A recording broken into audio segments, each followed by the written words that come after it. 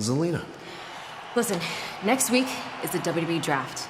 Now, I don't really know what the draft has in store for me, and I can't really control where I end up. But what I can control is what I do right now.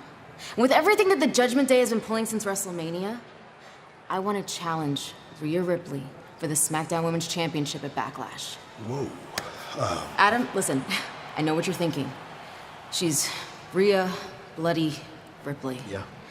But with Backlash being hosted by Bad Bunny in Puerto Rico, and mind you, I'm the only female Puerto Rican on the roster, I have to fight and represent for mi gente. Now listen, I have been told all my life how I'm not good enough because of my height. So I have something to prove.